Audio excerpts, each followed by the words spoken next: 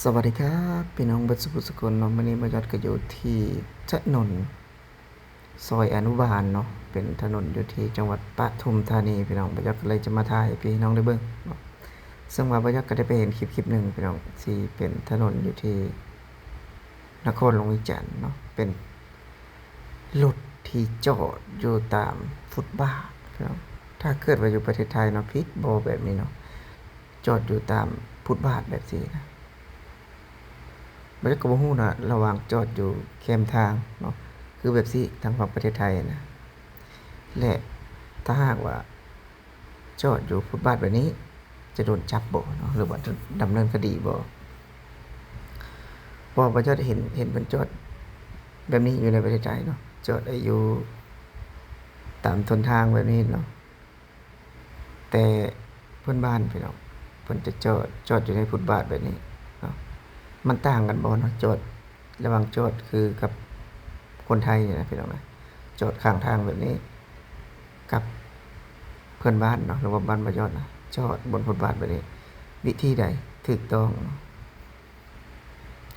เพราะว่าเว้าเรื่องกฎจราจรบ่ยอดก็บ่ฮู้นะพี่น้องแต่ว่าบ่ยอดได้ไปเห็นเนาะได้ไปเห็นไอ้เพิ่นจอดรถซั่นซะอยู่ตรงฟุตบาทเลยเนาะซึ่งประเทศไทยมันก็จะจอดแบบนี้เนาะไอ้ทางซ้ายมือนี่คือประเทศไทยเนาะทางขวามือนี่คือทางฝั่งลาวเพิ่นจะจอดแบบนี้เนาะจอดตามริมทางแบบนี้พี่น้องก็จะมีเส้นแบบนี้แต่ว่าคือทางฝั่งลาวเพิ่นจะขึ้นจอดถึงเลยเนาะจอดหม้องคนย่างที่บ่สามารถย่างไปได้แล้วพี่น้องเพราะว่าเพิ่นจอดนี่เนาะแล้วก็ถ้าหากว่าคนสัญจรเนาะค่อนข้างที่จะลำบากเลยว่าต้องเดินเพราะว่ามีรถแล่นอีกเนาะถามว่าจอดคือทางฝั่งประเทศไทยได้บ่บ่จอดคิดว่าน่าจะบ่ได้เนาะน่าจะบ่ได้เพราะว่าถนนแคบเนาะถนนแคบกว่าคือทางฝั่งไทยนี่เพิ่นก็จะจอดแบบนี้เนาะส่วนทางฝั่งลาวก็คือเห็นเลยพี่น้องตามฟุตบาทเนาะจอดเรียงกันยาวไปนี่เลยเรียงกันยาวๆแบบนี้เลยเนาะนี่แหละคือจุดแตกต่างเนาะจุดแตกต่างในการมีระเบียบในการสัญจรเนาะคือประเทศไทยนี่ก่อนที่จะขับรถได้เนาะก็ต้องมีใบขับขี่บ่จักเชื่อเลยว่าคนลาวเนาะประมาณ70%นี่บ่มีใบขับขี่เพราะว่าส่วนหลายก็ซื้อรถก็เป็นรถมือสองเนาะผู้ใดมีซื้อก็ซื้อไปเลยนะพี่น้องถ้าว่ามีใบขับขี่บ่ก็อาจจะมีเนาะคนที่เพิ่นเป็นพนักงานข้าราชการแต่ว่าคนธรรมดานี่บ่จักบ่เชื่อเนาะบ่จักบ่เชื่อว่ามีใบขับขี่เพราะว่าส่วนหลายก็จะบ่ได้เรียนกันนะพี่น้องถ้าหากว่ามีใบขับขี่ก็จะเป็นคนที่ทำงานเนาะทำงานเกี่ยวกับการขับรถก็จำเป็นต้องได้ไปสอบใบขับขี่แต่ส่วนหลายก็จะเป็นใบขับขี่ซื้อก็มีเนาะพี่น้องเนาะใบขับขี่ที่ซื้อบ่ได้สอบนี่ก็เป็นอีกหนึ่งอย่างนะที่บ่ได้เห็นก็เลยอยากนำเสนอแล้วก็เลยอยากมาถามว่าระหว่างจอดคือคนไทยนี่เนาะกับจอดคือคนลาวนี่ตัวใดมันถูกต้องนะนี่บ่ก็อยากถามเนาะอยากถามเพื่อนๆพี่ๆ FC เบิดทุกคนเนาะว่าถ้าจอดแบบตรงฟุตบาทเลยแบบนี้นะจะโดนจับไหมเนาะถ้าหากว่าอยู่ประเทศไทยเพราะว่าบ่จักก็เลื่อนไปเห็นพี่น้องก็เลยนำมาเสนอเนาะนำมาเล่าให้พี่น้องได้ฟังกันว่าถ้าหากจอดแบบนี้เนาะตามท้องถนนเนาะจะเป็นแบบใดคือทางประเทศไทยบ่เคยเห็นเพิ่นจอดแบบนี้นะส่วนหลายก็จะจอดตามริมถนนแบบนี้บ่อยากคิดว่าเพิ่นน่าจะจอดถูกต้องเลยเนาะเพราะว่าคือระเบียบกฎหมายไทยถ้าบ่ถูกต้องนี่เพิ่นก็คงจะลากไปแล้วเนาะคงจะดำเนินคดีไปแล้วแต่ว่าคือฝั่งของลาวนี่เพิ่นจอดแบบนี้จอดไปตามฟุตบาทเลยเป็นเรียงนับไปเลยนะพี่น้องก็ค่อนข้างที่จะแตกต่างกันเนาะค่อนข้างที่จะบ่คือกันนี่ก็เป็นอีกหนึ่งเรื่องราวพี่น้องนี่ก็เป็นอีกหนึ่งอย่างที่ได้เห็นเนาะที่ได้ส่งผลแล้วว่า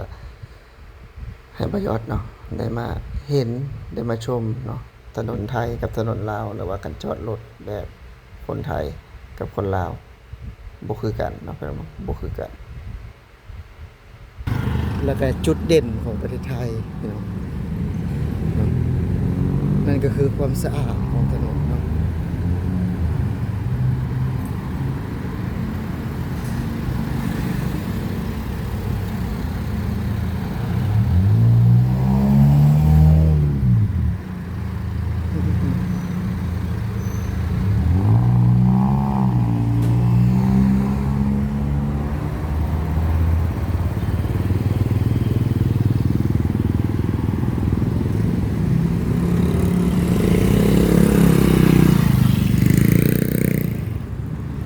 ตอนนี้บอยอดก็มาถึงถนนใหญ่แล้วพี่น้องเนาะ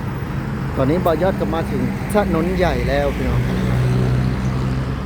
เบิ่งช่องจราจรพี่น้องเนาะ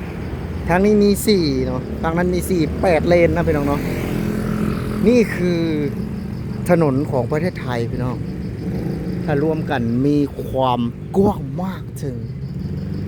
8เลนเนาะพี่น้องว้าวสุดยอดมากเนาะ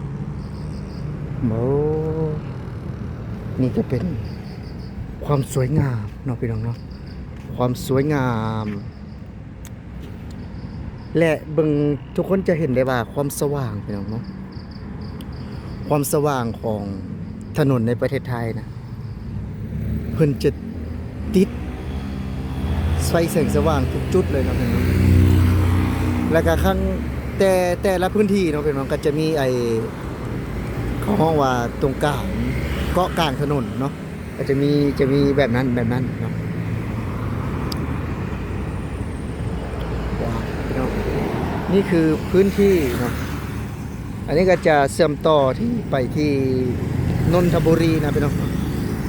ถือว่าไปข้างหน้าตอนทางบ่อต้นอยู่ก็อยู่ข้างหน้าบ่อยอดนะทางบ่อต้นเห็นงานนะเป็นว้าวนี่คือถนนพี่น้องของประเทศไทยเนาะสุดยอดมากๆเลยพี่น้องเป็นอีกอย่างหนึ่งเนาะที่แบบว่าได้เห็นแล้วก็เก็บภาพบรรยากาศอดใจเนาะถ่ายพี่น้องเบิ่งบ่ได้พี่น้องเนาะเพราะว่าความงามของประเทศไทยเฮ็ดให้บ่ยอดนะอดใจบ่ได้นะ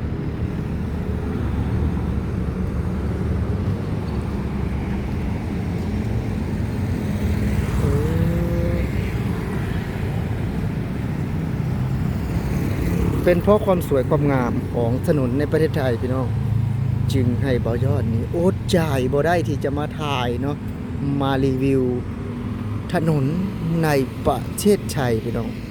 ว้าวสุดยอดมากเนาะสุดยอดมากพี่น้องสำหรับคลิปนี้เนาะบ่ยอดก็สิจบเพียงเท่านี้เดี๋ยว EP หน้าบ่ยอดก็จะเดินทางไปนู่นพี่น้องถ่ายพี่น้องให้เบิ่งเป็นทีละ EP เนาะเป็น EP สั้นๆ